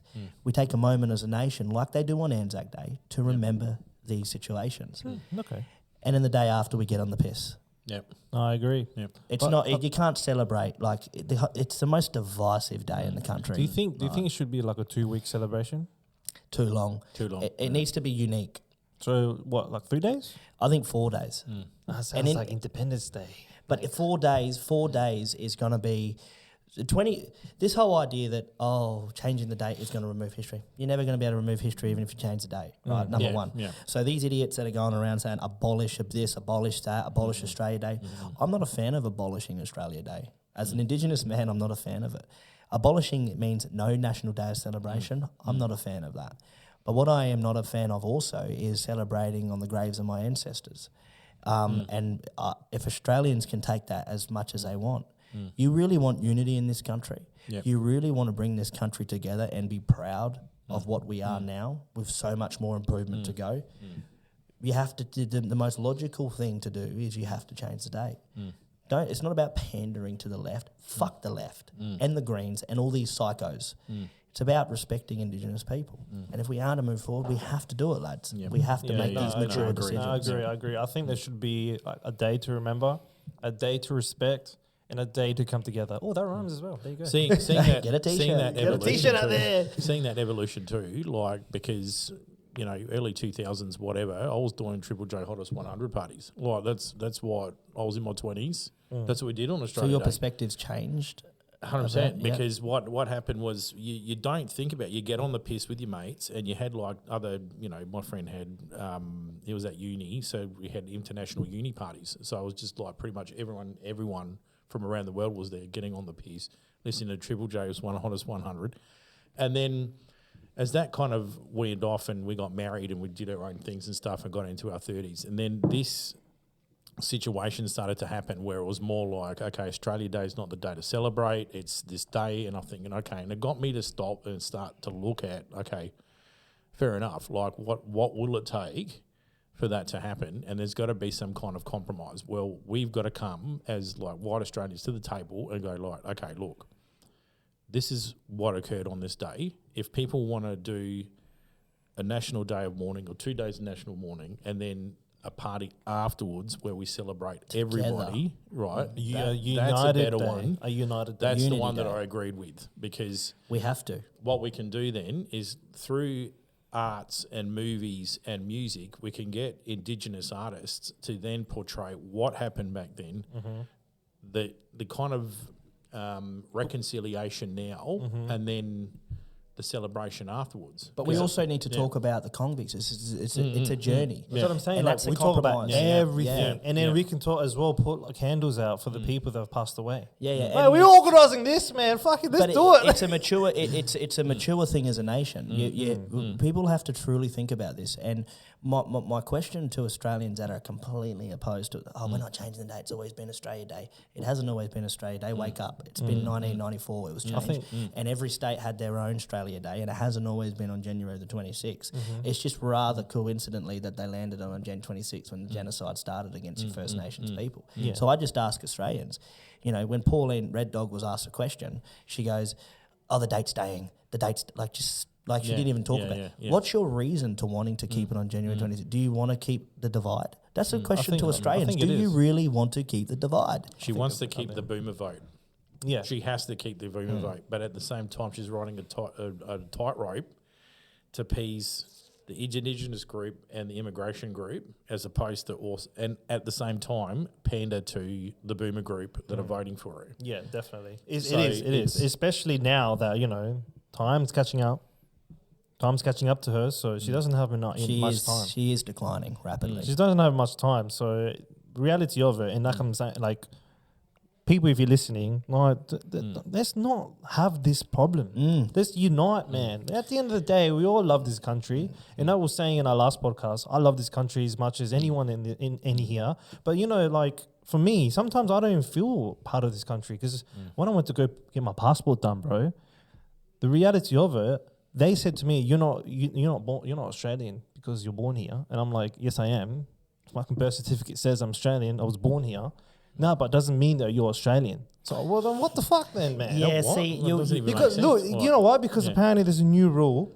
Because immigrants come here and they give birth, and then their kids get citizenship straight away, and there has to be this and that. And I'm like, what the fuck do you mean? No, bro? the real question is, and you may not like my view on this, but this is where I fit on it. So both your parents born here, or they came here years ago. They're both PR. So they're both not born here. No. Yeah. Look, at the end of the day, you're not an Australian. You're not Aussie. But I'm not. I'm not Chilean as well. Yeah, but that's where that's what I'm saying. Like I'm in the. I feel in the middle, bro. Yeah, but I feel in the middle. This is the problem. I'll be just completely honest with you.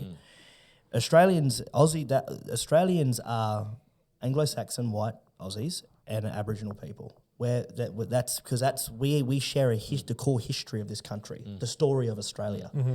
Your story of being a part of it has only recently just started. And I love that. I love seeing you succeed in this country. It makes me very happy because you're acknowledging, you're respecting, and you're listening to the stories of our people, which I respect massively.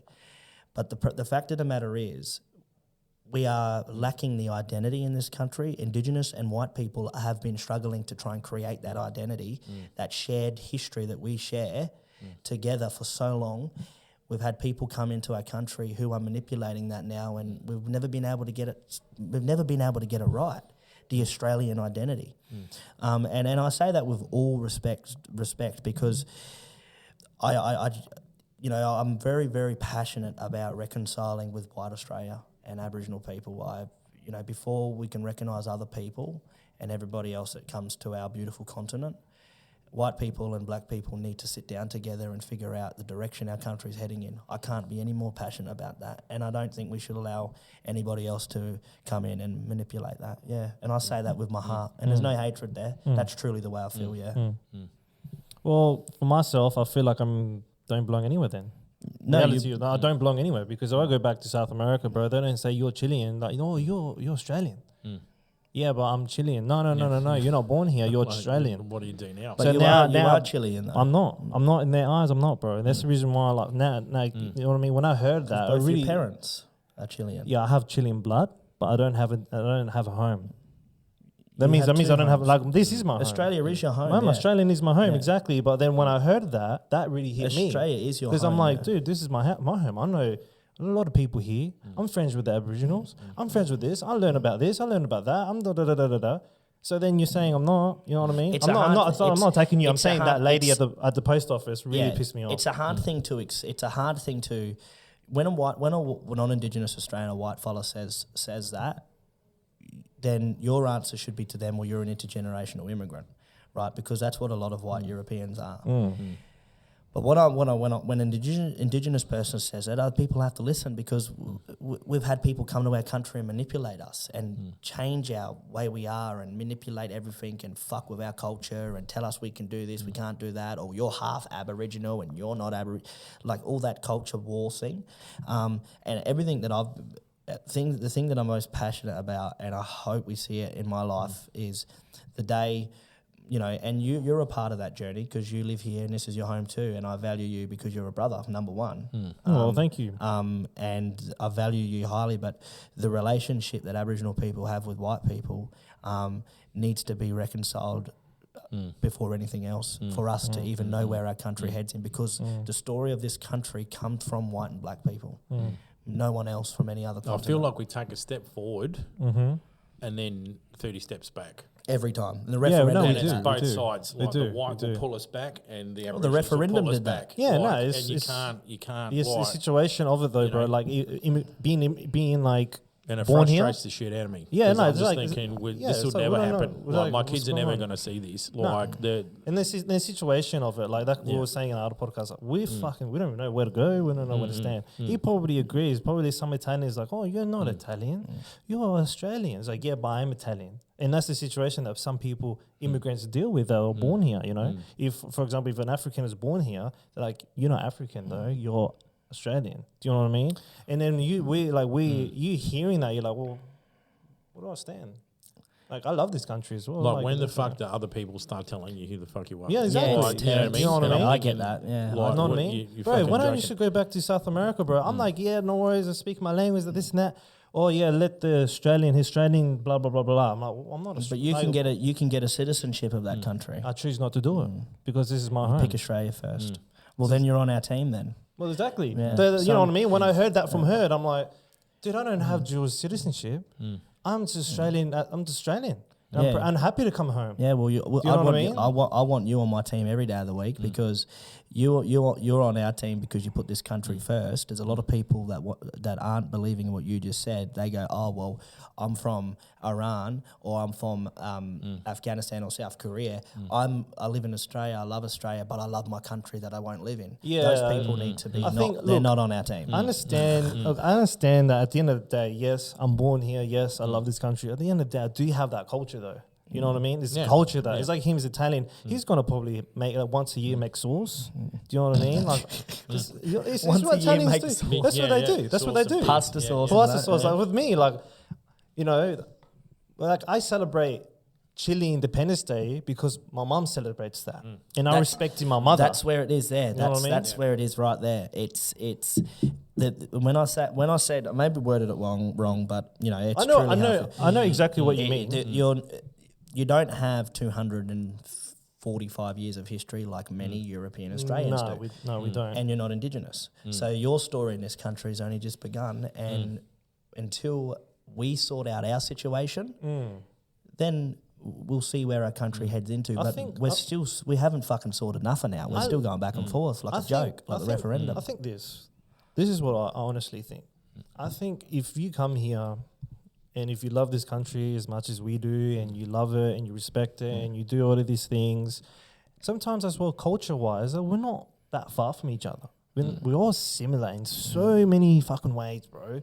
Like Indigenous-wise, I probably can relate with you with my ancestors. culture, You know what I mean? I relate him with his cultures because we have so many things in common. You And know what I mean? you just hit the fucking nail on the head. That's what I love about it because we're like, oh, you suffered, I suffered too. Relate. Oh, you like this, we relate. You know, and I think when it comes to culture and food, fucking, we're like this, bro. Every single part of the world has something to connect with, right? At the end of the day, if you come here, you love this country, this and that, that's fine and all, but we all fucking can relate in Well, you so hit many the nail fucking on the days. head when I said to you that when I said to you before that you're a brother.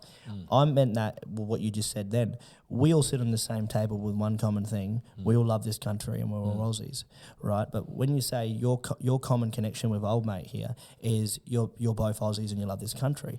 My common connection with you is we're both coloured brothers and I'd back you in against anything. Exactly. I may not agree with certain coloured brothers in Australia that are fucking around and doing dodgy shit to our country, but I still love and respect them and I understand what their people have went through and I can feel it. And as an Indigenous man, I can feel the hurt of some Muslims and the Palestinians. I feel that. But Australia is my number one. And I've got to be cruel to be kind. I'm never going to allow anyone to degrade our country. No, I do agree. My older brother's like that too. He's like, yeah, but like you did that, but now you're here. There's difference. You know what I mean? Like when I hear about refugees, it reminds me of my family because my family have to fly away from there to come to a safer place, and the only safest place was here. So when they came here, they accepted the culture and this and that. Now we're here now. I'm born here, you're born here from your grandparents. Love this country, you know what I mean? But then when you get people that say, look, I love whatever, like Indonesia more. Then what the fuck are you here for, bro? Go back. It's crazy. Go back. Go there. Do what do you want to do there? But if you come here, I want this country to be successful for everybody. Do you know what I mean? I want this country to be helping everybody in every way. You know, like if the Aboriginals, they have to, have help, and we have to have help. They have to have enough food, enough housing, money, this and that for everybody to succeed. Not just like we have the government doing what they need to do, doing the mining, having all this gold and diamonds and all of these things, and not taxing all the working hard people more than instead of taxing the mining industry and the gassing industry and all of those industries that they do. It's ridiculous. You know what I mean? But and you're dividing us. Yeah, I want to say as well, I want to put this clear. The multicultural immigrant refugee history in Australia is also part of the Australian story, but that story does not come before the story of white people and Aboriginal people. That's what I mean. Until we sort out our story and work out what went wrong and what didn't go wrong and what happened and who did what and what no one's to blame now, and we just fucking sit down and talk about it and fucking shake hands and cuddle and make up or whatever you want to fucking do. Then we talk about our other part of our story, which is our multicultural people and people that have come here to do a better life and who also love this country. Yeah, so you are 100% most agree. definitely a part of our story, and don't think you're not, because you are. You're a brother, and I'll back you in all the way. You too. And you. You're a brother as well. Oh, yeah, he's probably going to fucking hell. We've got brotherhood. No, I love this, man. This is a really good podcast. I'm really enjoying. I'm really learning a lot, especially where you're coming from, where we're coming from as well. And bro, we just want to unite, man. That's all we got to go. I seen you had a question there about what's that?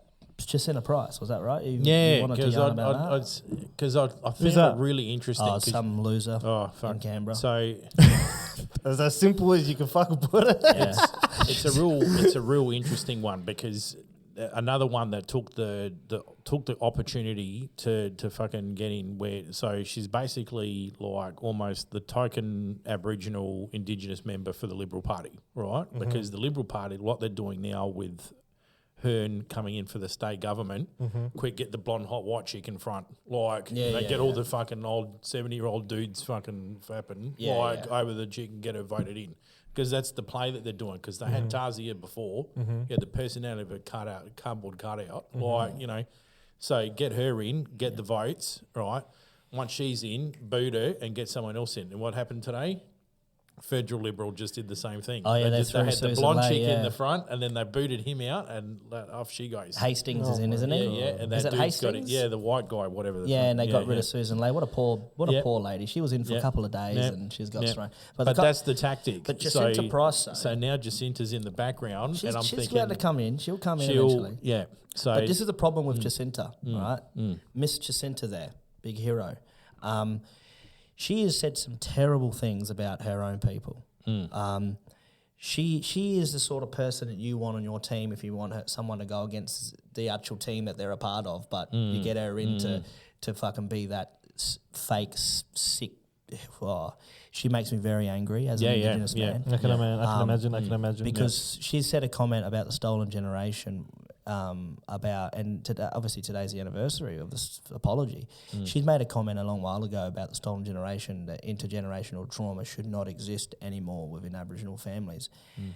Jacinta Price, insane. So intergenerational trauma. So when we spoke about my grandfather, about how my grandfather and my grandmother were taken, she believes that intergenerational trauma, I don't feel that emotion from my you shouldn't be. I shouldn't be that. feeling. That's fucking stupid. That's the whole point of you're passing down the trauma that your family's gone through, so you understand where they're coming from, and then you're trying to change that for the better. Well, clearly they're doing that because that's she made made that that comment. comment. Thing, because then she started lecturing that dude from the ABC about white splaining something to her, and I'm thinking, how much more does Jacinta the Price? fuck are you talking about? If she was going to be used as a pedestal for that bridge between Aboriginal people and white Australia, she's done everything she can to suck up to white Australia. Jacinta, you are everything that the racists want. They love you, my sister. They think you're great, right? And because why? Because you bash your own people. You talk down upon your own people. There's nothing positive that comes out of your mouth about Indigenous people in this country. When you go to your country on Walpurgis country, or you go to Alice Springs, you get told to leave events. She gets told to leave events for blackfellas in Alice Springs. Really? Oh yeah, she gets told to fuck off. Why? Because all you have to do is look the way she talks. She's there to impress white Australia. I think she must be getting paid a lot of money to think the way she thinks. She's doing a lot of weird shit for sure. That's why she jumped and went to the Liberal Party. And then she went back she went to the Libs, but she actually wanted to be the leader of the Libs. Or so. She's doing a lot of sick shit to be up there. But my question to her would be, Jacinta, if you're going to be someone who, as a young Indigenous man, I look at you and I feel ashamed and I feel upset and angry from some of the things you've said about our people, especially during the referendum. Do you value your people? Are you willing to talk to your people? Are you willing to go around the country and have open halls where blackfellas can come and talk to you and tell our concerns about our families? You talk about stolen generation, intergenerational trauma. Well, if you think that we aren't affected by intergenerational trauma and we don't get emotional about it or we don't feel it in our households, well, then I ask you to go and visit the Aboriginal families who are victims of the stolen generation. Come and talk to my grandfather and he'll tell you how he feels. I have to listen and my papa tell me stories about how he was taken by his parents, by the system. And you say it doesn't exist. So Jacinta, continue to do what you need to do. Suck up to the white man because they're doing deadly to you. Are you and Peter Dutton still in a relationship? Because you and him were very close during the referendum. So maybe they're on a holiday somewhere, I'm not sure. You hear that? I hope you hear that. Yeah, I fucking hope she does. Cause I hope you hear that. When I post this, I really hope you put the challenge out to her, though. You put the challenge out to someone who is supposedly meant to be up there representing Indigenous people.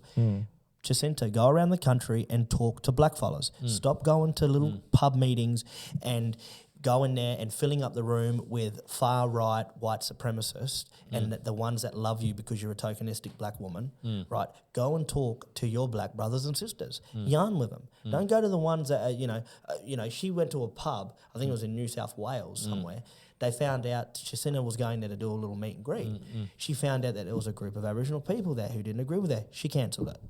She doesn't want to speak to her own people. She's not interested in entertaining Aboriginal people. She's interested in bashing us down, saying we don't exist, saying we don't suffer anymore. Yeah, she's been brainwashed. The person that's meant to represent you has been either brainwashed or she's pretty disgusted to be who she is, and that's really sad because it kind of reminds me of a lot of artists out there. Well, the Didi situation, how he was kind of doing the same thing. Like, you're hanging out with these African Americans, but then as soon as he gets in the car, he's like, oh, they're disgusting. They're disgusting. It's just, that's disgusting, man. You shouldn't be like that. If you're representing your people, represent it proudly with your heart, with the soul, with you're Indigenous as well. You're representing them. That's disgusting. And the way she spoke in the referendum, the lead up to the referendum, and the way they were pushing the referendum, the no campaign, was, in my opinion, one of the most disgraceful things I've ever seen in Indigenous. Her and Warren Mundine are putrid human beings. They do not like their people. And as a young Aboriginal man, I see you. I see what you have to feel about our people, and I'm watching, and I don't give... take a holiday or something. I think it hurts more if you have that situation where you have those people doing that, like your own... bashing. Well, it's more disgraceful about this, about the referendum. Think about this, right, brother? The whole of Australia, right, voted on whether or not Indigenous people should be recognised in the constitution of this country. There was no veto power. There was no... it was an advisory body, like us three sitting here right now advising some dummy up on the stage about what our ideas and thoughts. And it's going to be inside in the constitution. So the whole of Australia is voting on 3% of the population. Do you know how disgraceful and putrid that is? So the country decides whether or not that Aboriginal boy or girl should be in the constitution and should have a sit at the table of the country that has degraded us, smashed us through policies, ripped our culture from us. We're playing catch up economically. Our people are still suffering today. And the whole country voted no. That is, in my opinion, the most disgraceful period I've seen in my 25 years of living. That the whole nation voted on 3% of the population. You talk about power and control and silence. You look at the statistics, and over 75% of Aboriginal people voted yes. Let us vote on our own destiny. Let us vote as custodians of this land, or whether or not we want to be in the constitution of this country. Whether or not we want to sit at a table at an advisory board. If it's about us, let us vote on our own destiny. Why does the whole country need to vote on us? Talk about silence and control. That's a perfect example. Disgraceful. Is there people in Parliament now or trying to get through that do represent the Indigenous people correctly? That was my question to Not you. one. Because I was going to say I can't find I mean, anyone. you've got Linda Burney there. She retired. You've got Jacinta Price in there. You've got Malingeri McCarthy. I mean, she's not really nice lady. And then you've got Lydia Thorpe, who, in my opinion, is a paid actor because she's running around with the scarf for Palestine at the moment. So, I've seen that actually. I was like, yeah, she must be wearing that. She's a Palestinian. You might as well just call her a Palestinian person because she's talking about is Palestine, Palestine, Palestine. Like, it's disgraceful if you're in there as an Indigenous person, supposedly standing up for your people's sovereignty. And Lydia Thorpe said some great things. She says some things that are fucking brilliant, right, and should be addressed and should be looked at. But Lydia, you ain't going to get any change for your people unless you start changing the way you're talking. You know, I think the way she attacks white fellas is not good enough. If you want people to listen to you, we've got to change our delivery. If I want you fellas to listen to me, you got to change your delivery for me to listen to what you have to say, and I have to do the same thing. Attacking someone just because they're white and calling the whole country racist, and it's just not going to get anywhere. But, you know, Lydia Thorpe, she's all for Palestine now, so it's all well and good. She's probably going to move there next when they get the country back. There's a situation that's going on, man. Like, yeah, I can feel the frustration. Like, you have people who's meant to represent like Aboriginals, and she doesn't. And then people don't want to talk about it. People don't want to talk about it. The white population kind of feels then uncomfortable going, shit, if I say something, I'm going to have Lydia Thorpe up my ass about something because I've said something on a podcast or I've emailed her or I've tried to like do something, and then you get cooked. Well, the challenge is the challenge is set. That cycle. The challenge is set. All of Australia wants to see improvement for Indigenous people and wants to see us at the top and is succeeding. The Indigenous politicians in Parliament, federal level and state level, namely Jacinta Price and Malingeri McCarthy, all these politicians up there that are all senators as well, there's about 11 of them, I think, in Parliament, do a national tour and get Aboriginal people out to speak with you from all parts of the country, every state. Go to every state, get black fellas there to talk with you. Listen to what your people want you to do in a position of power. Don't be up there coughing in the money, millions and millions of dollars, and we're seeing no fucking change. Get around the country and talk to your people. I'm not a politician, but I'm a young man and I see what our politicians are doing to us. Get off your fucking ass and get around the country and talk to your mob. Stop talking shit in Canberra like you're a big hero. Get on the bus, move around the country, get out there, speak with your people. Because you're never going to know what your people want until you get out there. You can sit in a room and be a pen pusher and sign all the deals you want and, you know, diminish all the money, the millions and millions of dollars around the country to Aboriginal corporations, which also need to be investigated as well. It's the only thing I agree with Jacinta Price on. But all these politicians, Aboriginal affairs politicians, get up and get the fuck around the country and talk to your people because we're not liking you right now. All right, so we're going to wrap it up. Yes. I just want 2 more questions. What do you think people misunderstand about you before we wrap it up? I think people, at the start of my TikTok, I come on and I was very open about my thoughts of racist Australia and the systematic racism towards Indigenous people. Because we've got to remember Australia was built off of white supremacy ideologies and racism and degrading people of colour. And I still believe there's a high percentage of people in this country who were born into families that are racist. Yeah, there's because it's a story of Australia. But what I want people to know about me is I'm Australia first. I'm my country first. I want what's best for this country. I want what's best for Aboriginal people and white people and everybody else that wants to live here and better their life. And I'm not against immigrants. I'm not against people coming here and bettering their life, but I'm against people that hate my country. I'm against people that come here and force their ideologies, which is radical. I'm against all that. I'm against, immigrants having children like yourself. You're doing brilliant. I'm against immigrants having children and their children going around committing crimes. In Melbourne, machetes and it's craziness. And these children are a result of 2 immigrant parents. I'm against that. So I'm Australia first. This country comes first. Everything needs to be done around what's in the best interest of this country and the people of this country. No other country should be involved in any of those discussions, including immigrants. I'm sorry, but they need to stay out of discussions when it comes to where we go forward as a country. No worries, and man. I have to say that respectfully. Yeah, I like the way he thinks. And one more, what do you want people to know you about? What do I want? What do you want people to know about you? I'm a softie half the time. I'm not an angry man. I don't hate people. I love people. I have a lot of family. I'm the oldest of 7 children, so the oldest of 7, so there's 8 of us. I have a loving, caring mother. Never had a father in my life, so my mother's raised us all on her own. And it's made me the man I am today. Yeah, a lot of challenges, a few mental health issues that I have. But there's things that I'm pretty open about. I think people can see it sometimes, and I'm very passionate, and things get me fly off the handle sometimes. But I'm not a politician either. I'm not someone, I'm not a paid actor. I'm not involved in corporations. I'm not involved in getting paid to go and protest and any of that. No, I'm just an Indigenous Aussie man that just loves my country, and I want people to start to fucking come together a little more so we can do what's best for our beautiful continent. That's why we said. Yeah, exactly. Pretty much exactly the same thing that we yeah. said at the end of our podcast. We just want to fucking get along, man. Don't you just We want to wanna love? I'm a bit annoyed you boys don't have beer here today, actually. I wanted to bring a beer. Let's have a beer after this anyways. Wasn't that the plan? Seen how full on the librarians are?